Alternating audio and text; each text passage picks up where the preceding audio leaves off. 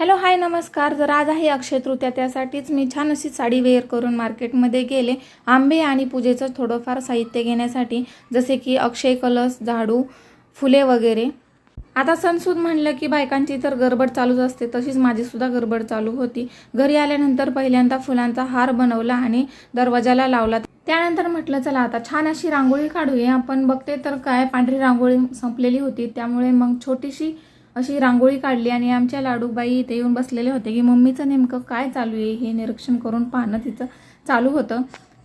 आता अक्षय तृतीया म्हणलं की दुपारी 12च्या अगोदर सगळं पूजा वगैरे स्वयंपाक झालेला असला पाहिजे. त्यामुळे मग माझी गडबड चालू होती की पूजा मांडून घेतली छान अशी, सोबतच स्वयंपाकही चालू होता आणि आत्ताच आणलेल्या झाडूची पूजा करून घेतली. त्यानंतर अक्षय कलश स्थापित केला. अक्षय कलश स्थापित करण्यासाठी मातीचा कलश आणि त्यामध्ये अक्षत टाकायचे, म्हणजे तांदूळ, आणि त्यावरती चांदीचे सिक्के किंवा आपण पैसेही ठेवू शकतो.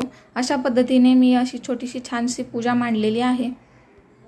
देवाला नैवेद्य दाखवला. आमरस, पुरी, भजी असा सर्व काही मेनू मी बनवलेला होता. पूजा पार पडल्यानंतर म्हटलं चला आता जेवण करूया. त्यानंतर सायंकाळच्या वेळी आम्ही निघालो होतो शॉपिंगसाठी. आता शॉपिंग कशाची, तर सोने खरेदी करण्याची का, तर हो, आमच्या राधाला मला कानातले घ्यायचे होते खूप दिवसापासून.